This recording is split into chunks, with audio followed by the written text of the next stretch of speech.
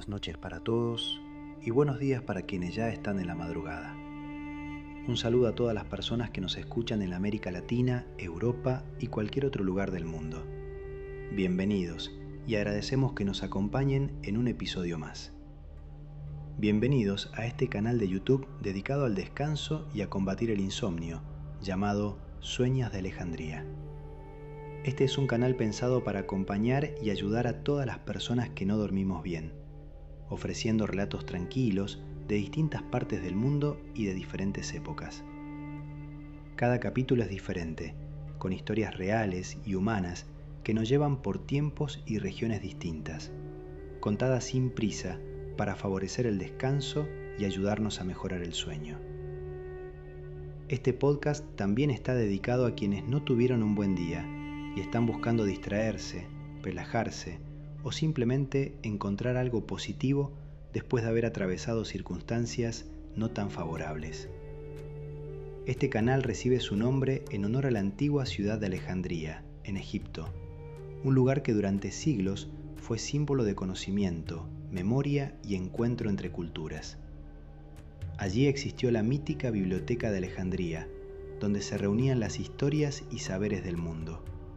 Y también el Faro de Alejandría, una luz que guiaba a los navegantes por el mar en la oscuridad.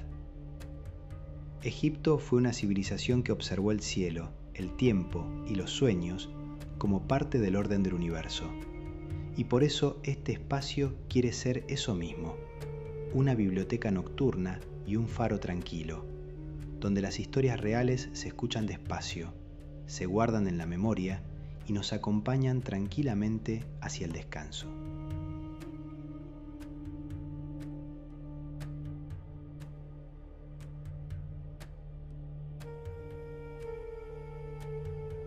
La siguiente historia trata sobre la Virgen de Guadalupe y la noche en que una voz habló en el Tepeyac.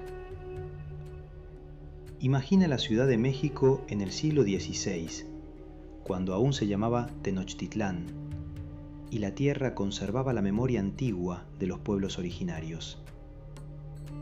Era el año 1531. Apenas habían pasado 10 años desde la caída del Imperio Mexica. La tierra estaba herida. Había dolor, desconfianza, silencio. En ese tiempo vivía un hombre sencillo, un indígena llamado Juan Diego Cuauhtlatoatzin. Era viudo, era humilde, era creyente. Caminaba largas distancias para asistir a la catequesis y aprender una fe nueva que se mezclaba lentamente con las antiguas raíces de su pueblo. Una madrugada fría, el 9 de diciembre de 1531, Juan Diego caminaba antes del amanecer por el cerro del Tepeyac. El cielo estaba oscuro, el aire quieto. La ciudad aún dormía. Entonces escuchó algo inesperado. Una música suave, como canto de aves, como viento armonioso. Y luego una voz. La voz lo llamó por su nombre, con ternura. Juanito, Juan Dieguito. Ante él apareció una mujer envuelta en luz. Su rostro era sereno, su voz tranquila, su presencia profunda. No imponía miedo, transmitía paz. Ella le dijo que era la perfecta siempre Virgen María, Madre del Dios verdadero, y que deseaba que se le construyera un templo en ese lugar. No para imponerse, sino para escuchar, para acompañar, para consolar. Juan Diego, temblando, aceptó el encargo. Bajó del cerro y se dirigió a ver al obispo Fray Juan de Zumárraga. El obispo escuchó, pero dudó. No rechazó con dureza, pero pidió una señal. Juan Diego regresó al Tepeyac. Se sentía pequeño, inseguro, pero no abandonado. La mujer volvió a aparecer. Juan Diego le explicó la respuesta del obispo. Ella lo escuchó con paciencia infinita y le dijo que regresara al día siguiente. Pero esa noche la vida se interpuso. El tío de Juan Diego, Juan Bernardino, cayó gravemente enfermo. Juan Diego pasó la noche cuidándolo, convencido de que moriría. A la madrugada siguiente, desesperado por encontrar un sacerdote, Juan Diego evitó el cerro, quiso rodearlo. Pero la mujer salió a su encuentro. ¿No estoy yo aquí, que soy tu madre? ¿No estás bajo mi amparo? Juan Diego rompió en llanto. Ella lo tranquilizó. Le aseguró que su tío ya estaba sano y luego le pidió algo inesperado. Sube a la cumbre del cerro y corta las flores que encuentres. Era invierno, el cerro estaba árido y sin embargo Juan Diego encontró rosas de Castilla, frescas, fragantes, imposibles para esa estación. Las cortó, las guardó en su tilma, una capa sencilla de fibra de maguey, y descendió. Al llegar ante el obispo, abrió su tilma. Las flores cayeron al suelo, y entonces ocurrió algo que nadie esperaba. En la tilma quedó impresa la imagen de la Virgen de Guadalupe, no pintada, no dibujada, aparecida. El obispo cayó de rodillas. La noticia se extendió. El templo fue construido. Pero la historia no terminó ahí. La imagen mostraba algo nuevo. La Virgen tenía rasgos indígenas. Vestía colores cargados de simbolismo. Estaba embarazada. Para los pueblos originarios, aquello hablaba sin palabras. No venía a destruir, venía a unir. Millones comenzaron a acercarse, no por imposición, sino por consuelo. Juan Diego vivió el resto de su vida cerca del santuario, en silencio, contando lo que había visto solo cuando se lo pedían. Su tío, Juan Bernardino, confirmó que la mujer también se le había aparecido y había dicho su nombre, Guadalupe. Con los siglos, el Tepeyac se convirtió en uno de los lugares más visitados del mundo. Personas de todos los países, culturas y lenguas siguen llegando. Algunos buscan milagros, otros paz, otros simplemente silencio. Crean o no, el lugar permanece y la imagen intacta. Hoy, casi 500 años después, la Virgen de Guadalupe sigue siendo símbolo de esperanza, de dignidad, de consuelo en la noche.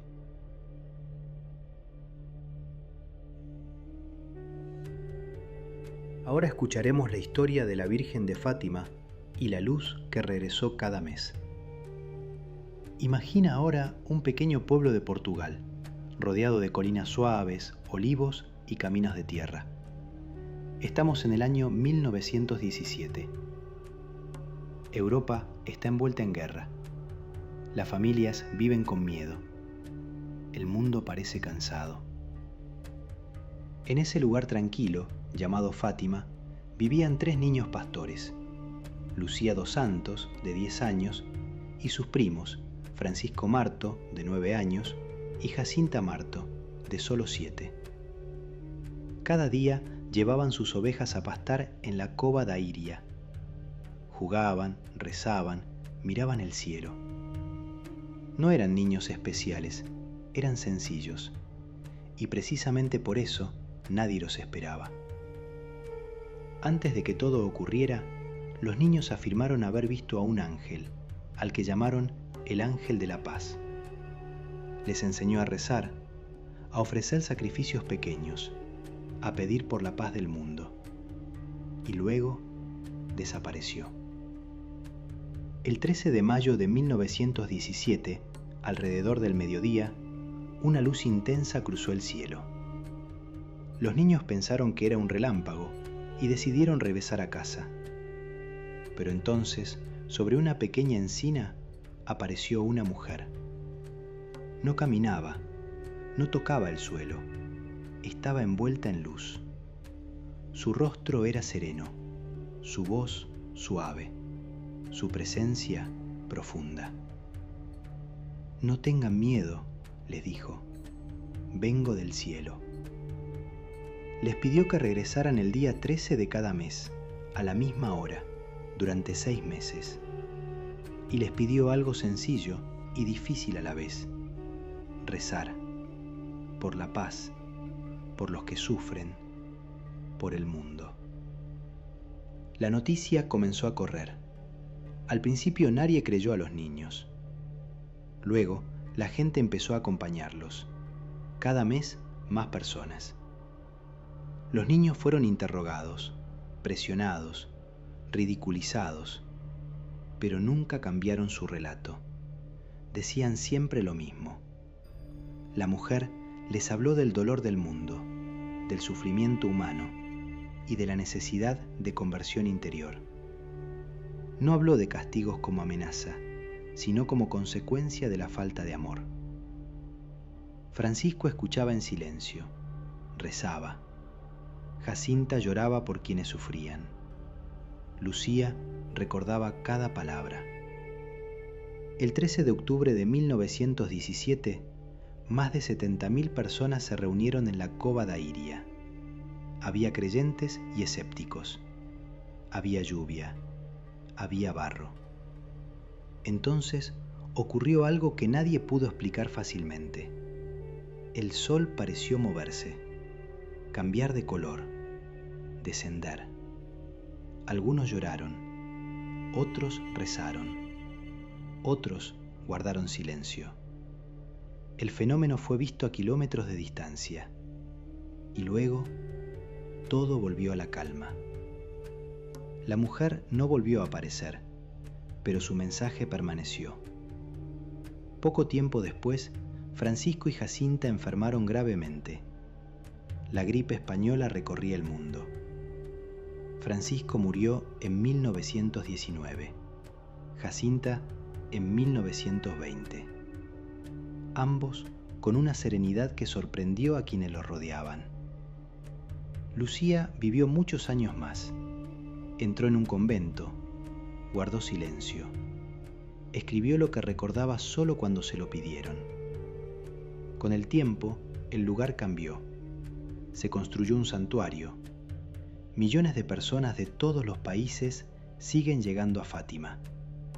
Algunos buscan milagros, otros respuestas, otros simplemente paz. Crean o no, el lugar permanece, silencioso, abierto, acompañando. La historia de Fátima no es una historia de miedo, es una historia de insistencia suave, de una luz que regresó cada mes para recordarle al mundo que la paz comienza en el corazón.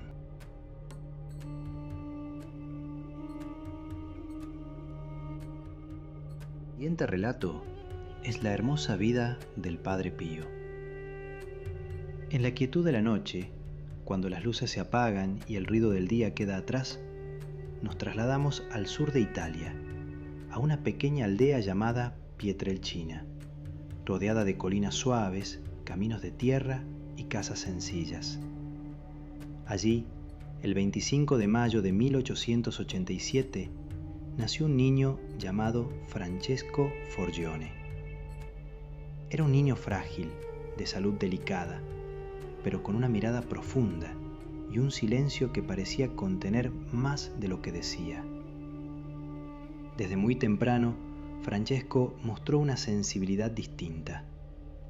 Mientras otros niños corrían y gritaban, él prefería quedarse quieto, observar el cielo o retirarse a algún rincón tranquilo para rezar. Decía ver figuras luminosas, sentir presencias buenas que lo acompañaban y también enfrentar miedos nocturnos que lo llevaban a rezar con más fuerza. Para él, La fe no era una idea, era una experiencia viva, intensa, constante. Su familia era humilde, campesina, trabajadora. No comprendían del todo lo que Francesco vivía, pero respetaban su profunda inclinación espiritual. Con el paso de los años, ese llamado interior se volvió cada vez más claro. Francesco no quería una vida común. Sentía que su destino era entregarse por completo a Dios. Ingresó entonces a la Orden de los Frailes Capuchinos, una vida de sencillez, oración y silencio.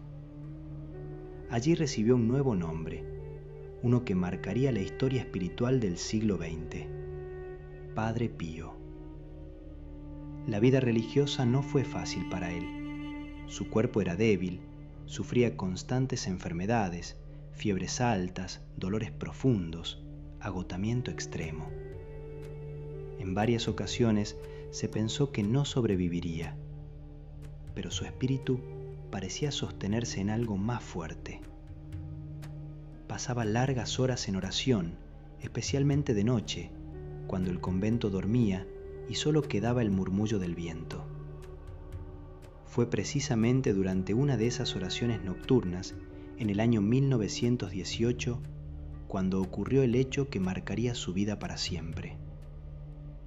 Padre Pío sintió un dolor intenso, profundo, inexplicable, en manos, pies y costado.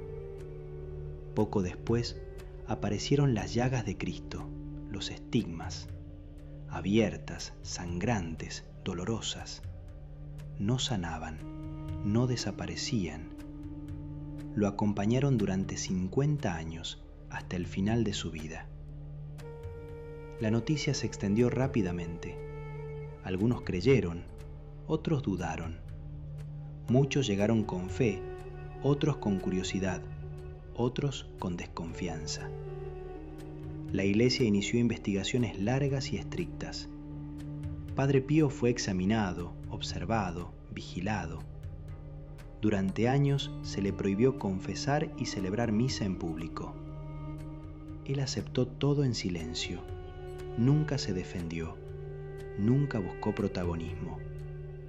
Decía simplemente que se haga la voluntad de Dios. A pesar de las restricciones, la gente seguía llegando.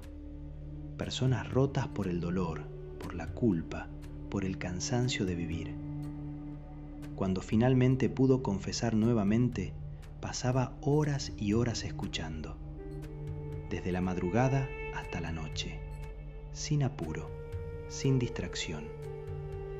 Muchos decían que no hacía falta hablar demasiado, que él parecía conocer el corazón antes de que se abriera la boca. Sus palabras eran pocas, pero exactas, como si llegaran al lugar justo del alma. Con el tiempo comenzaron a circular testimonios de milagros, sanaciones físicas, cambios profundos de vida, personas que recuperaban la paz después de años de angustia. También se hablaba de un don misterioso, la bilocación. Personas aseguraban haberlo visto en lugares lejanos, ayudando, acompañando, protegiendo, mientras físicamente seguía en el convento. Pero el Padre Pío nunca habló de eso, nunca se presentó como especial. Siempre repetía que él era solo un instrumento. Convencido de que la fe debía expresarse en obras, impulsó la creación de un hospital, la Casa del Alivio del Sufrimiento, un lugar donde los enfermos fueran tratados con dignidad, con ciencia y con amor. Con los años, su cuerpo se fue debilitando aún más. Cada misa era un esfuerzo enorme. Celebraba lentamente, con lágrimas, como si cada palabra naciera del dolor y la entrega. Quienes lo veían decían que asistir a una de sus misas era una experiencia que marcaba para siempre. En la madrugada del 23 de septiembre de 1968, cuando el mundo dormía, Padre Pío cerró los ojos por última vez. Murió en silencio, pronunciando palabras de entrega y paz. tenía 81 años. Tras su muerte, los estigmas desaparecieron sin dejar cicatrices, como si su misión hubiera llegado a su fin. Con el tiempo, la Iglesia reconoció oficialmente su santidad. Fue canonizado como San Pío de Pietrelcina. Hoy, miles de personas siguen visitando San Giovanni Rotondo. Buscan consuelo, buscan fe, buscan descanso para el corazón. La historia del Padre Pío nos recuerda que incluso en el sufrimiento puede habitar la paz, que el silencio también puede sanar, y que una vida entregada con humildad puede convertirse en refugio para muchos.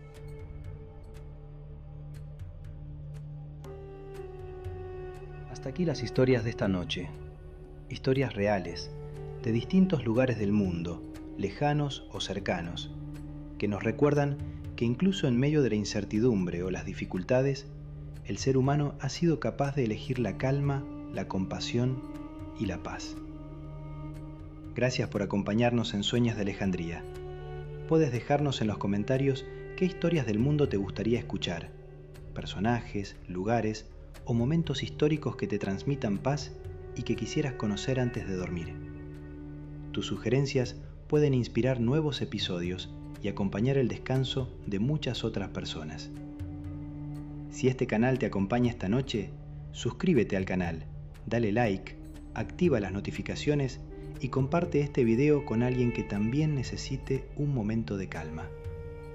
Gracias por ser parte de Sueños de Alejandría. Buenas noches.